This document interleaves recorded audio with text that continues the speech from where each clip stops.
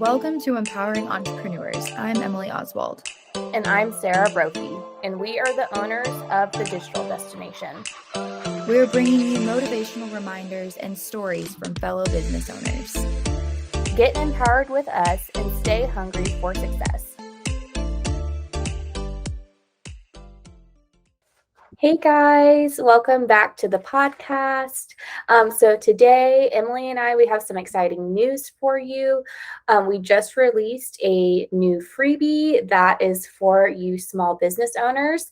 It's called the Small Business Map, and it's a guide to getting started on social media.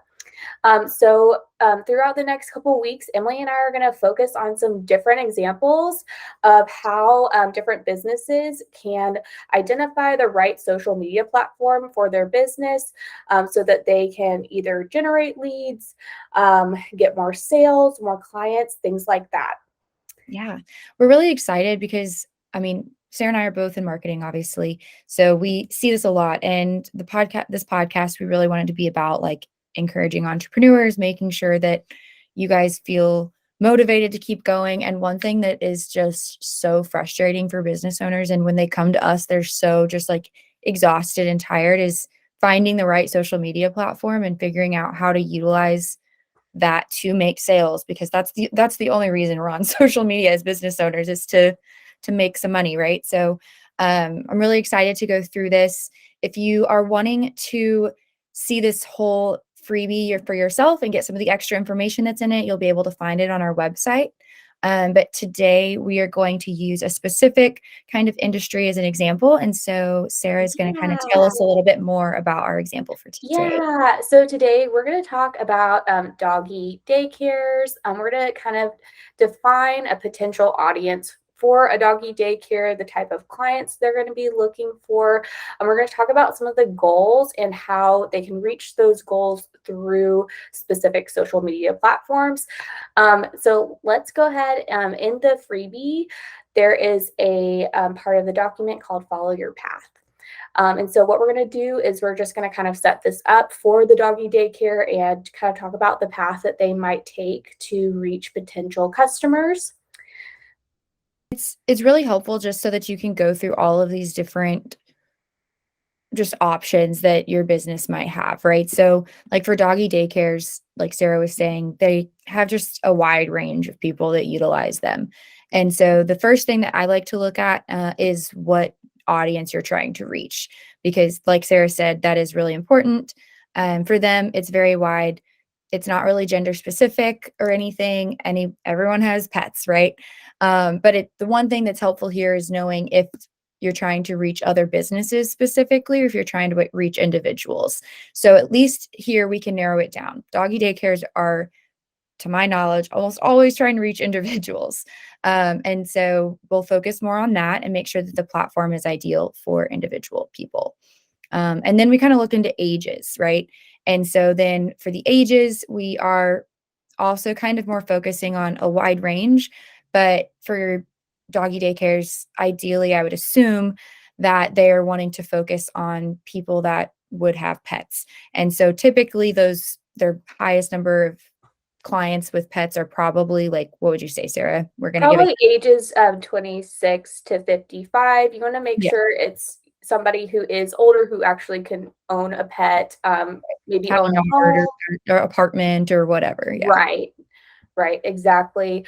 And so we would think that most doggy daycares would be looking for leads, and that would be their main goal, is to make connections with different people and create those leads to get them into the doggy daycare. Yep. And so obviously, this is going to be a service that we're focusing on. So we would want to potentially, if depending on what the goal is of the doggy daycare, whether that's offering training services, it might be boarding services, it might just be the daycare service where the dog goes for the day and then the owner picks them up at the end of the day. Depending on what the service is, we have 3 different potential platforms that the doggy daycare could be on. Right. And I feel like a good way to kind of figure that out is because of the personal services, we can kind of narrow it down by saying, okay, well, if they are offering services, then TikTok might not be a great option for them right off the bat because I feel like TikTok tends to be much more like product based. Like a lot of products do really good on there, like any of the get ready with me kind of Mhm. things. And um just I know products are always a big thing on TikTok. We're always finding products we like by whatever we find on TikTok, right? But then Pinterest isn't really great for that either because same thing, they're very product forward.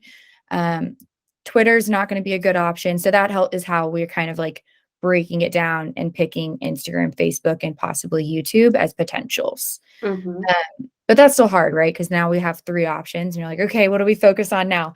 Because you can have more than one platform that you're on, and honestly, like, we recommend that, but the reason we think it's great to have one primary platform is so that when you, as a small business owner, are creating content, you're not creating, like, 3 different pieces of content for for every platform. You should only be creating like one piece of content that you can then repurpose on the other platforms. It just saves you so much time with as a small business owner. We have so little time. It's just really helpful. And so since we have those 3, we're going to kind of talk about the different types of content that do best on each platform so that you can really narrow it down on which one you want to really focus on to get you started. Yeah. So, for example, maybe if we were starting with Instagram, Instagram is going to be great for short form video content. So that's reels.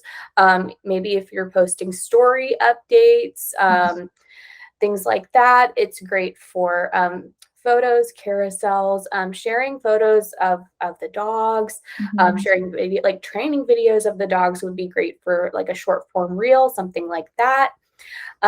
So Instagram is a great place to build your brand awareness and just kind of get people to know about your doggy daycare. Right.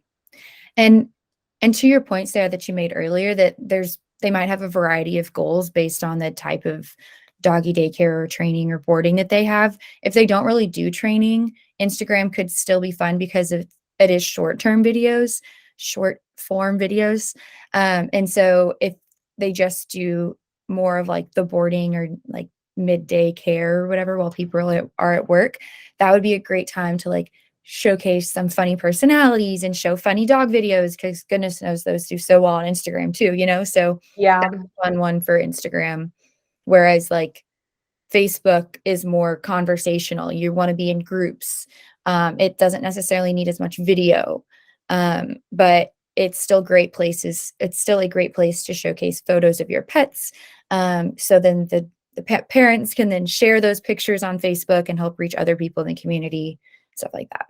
Yeah, definitely. And even if you had your own Facebook group as a doggy daycare, that's a great place to, if you can get people into your group sharing information and tips, maybe about training. If Yeah, you are more of a training focused doggy daycare, that's a great place to kind of educate people and form more personal connections with potential customers. definitely, definitely. Because having your own group kind of gives you a little bit more authority too, which is nice. But then also joining other groups is great. It's like good to do both, right? Because you want to show your own authority, but then being in other groups like community groups. I know there's like Fort Worth groups, and I'm outside of Rochester. There's like Spencerport groups or whatever, so that you can share that about those different services that you offer. I know it's not a daycare, but when I was moved to Spencerport, New York, I was looking for a dog groomer for my dog, and so that's the first place I went was the Facebook group because usually it's a good place to find things like that. Yeah, local groups are definitely going to be very key for um, business owners looking for local leads. Very important.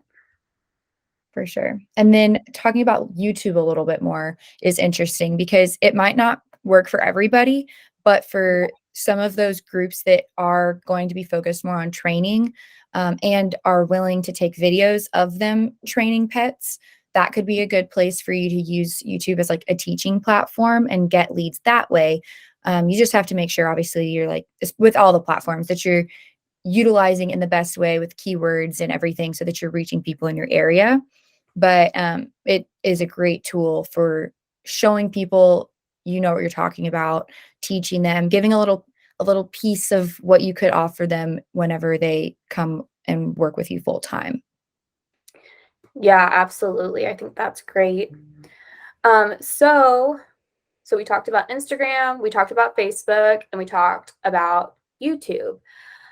So once you kind of know what your goal is and you decide on the platform that you really just want to focus on, we can talk about repurposing some of the content. So Yeah. maybe let's focus on Instagram. So let's Yes. say you've decided Instagram is going to be your primary platform. This is where you are creating some of those short form videos. Maybe you're posting pictures and stories. One way you could repurpose that content for YouTube is taking a reel and maybe putting it as a YouTube short. Yeah. Um, Something like that. You can also use the photos that you post on Instagram. Maybe you posted a carousel or something like that, and you could post that on your Facebook page. Exactly. Yeah, anything like Exactly. that. Hmm. I think that's such a great point because even if YouTube's not your primary focus and you're posting those reels as shorts on YouTube and you have a YouTube account, it just gives your brand more visibility and with very little extra work. Because it's not like you're creating a whole YouTube video specifically for YouTube because that can be daunting and frankly like a lot of work. So Yeah, um, it's a great way to do that, but still show up in search engines so that when people search for your business's name in Google, YouTube will kind of pop up with some options as well because it is a great place for where people search. I think I can't remember if it was how what the exact rankings were, so I'm not going to say it, but it's like it's right up there with Google in terms of where people go when they're searching for information. So it's a great option to have your content on there if you can. yeah, absolutely. And like Emily said, it you are kind of cutting that work in half where you're not creating completely new content for a different platform. We never really recommend doing that. It's just going to take so much time. So this is a great way for you to recycle that content from your main platform and potentially put it on another platform. And that way you're growing in multiple places. And it's just going to be really great for your business growth.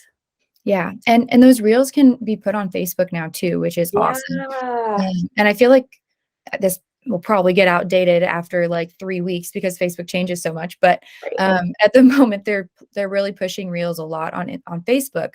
I feel like they always are a couple steps behind Instagram sometimes, so it that's something they saw work so well on Instagram that now they're pushing it even more on Facebook than they ever have before. So that's another interesting way to utilize it. Yeah, definitely a great way to recycle content. Okay. So another thing we just kind of wanted to touch on was when it comes to like creating your content, the Mhm. main thing you want to do is even if it's maybe not the best video or maybe it's not the best photo, it doesn't really matter. Just being consistent is going to be super, super important. Sometimes one thing we like to say is perfectionism is for poor people. We don't have time to Yeah, constantly be redoing content. It's just more important that you are really consistent on your primary platform yeah. because that's the way that you're going to grow. And so it's really okay if, maybe, like I said, maybe it's not the best video or maybe it's not the best reel ever. It's just more important that you keep going and set realistic goals for yourself. Totally, because every week's gonna be a new week for you, right? I Yeah. mean, if you are in a place where you can consistently and happily create content every day, great. But if you are miserable creating content for your business every day, you don't need to do that, Yeah. because it's not I mean, yeah, it's great to post as much content as you can, but that's the key, as much as you can. If you are feeling just completely burnt out, you're not gonna stay consistent with it, and that is what will hurt you more than if you don't post every day. So, I think Sarah hit the nail on the head. It's just very important to stay consistent, and especially with your primary platform, because that's where you're going to hit your key audience. And if you're consistent with one platform and post to the others as much as you can, but not like worrying about it as often, then that will give you the confidence knowing that this one platform that you're focusing on is doing really well, you know? Yeah, absolutely. Yeah, I think it's very important to just remember that social media is more than just posting cute pictures or videos or whatever, because that's what we see. That's what we take in when we're on social media. But the accounts that end up doing the best and the businesses that really thrive off of social media are the ones that are engaging with their audience and making sure that they're not just posting the pictures, they're engaging with potential clients, potential buyers of their products. They're responding to their messages, they're responding to their comments. If you're not responding to your comments, people don't know if you've read them sometimes. You know what I mean? And Right. so having that connection with your potential customers is so important too. Yeah, definitely very important. Um, yeah. There's so much that we could talk about on this, but we tried to keep it a little short and sweet for you so you could get just a realistic but quick idea of what having your ideal platform might look like. If you have a specific request on what another industry you might want to look at, reach out to us. You'll be able to reach out to us on our website, thedigitalDestination.com, or on our social medias accounts, which you'll be able to find on our website.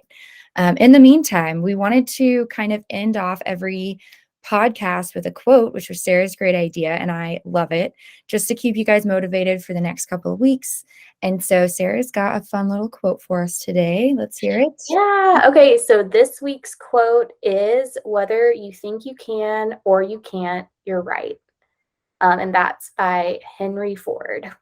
Yeah. And I think it's perfect for this because if you don't think that you're going to be able to create content every day of the week, you probably won't. Probably won't. It probably won't And happen. right. And so just having a positive mindset and setting a realistic goal of something that you can do, then you will definitely be more likely to do it. So Yeah. love that. Perfect quote, Sarah.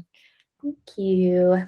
Well, we're so excited. If this was something that you liked, feel free to check out the freebie on our website. You'll just have to enter in your email address and it'll get sent right to you. And we can't wait for you to check it out. If you enjoyed this podcast, subscribe through your favorite platform and leave a review. We'd love to hear from you. You can learn more about the digital destination and work with our small business by finding us on Instagram or Facebook at thedigitalDestination.co.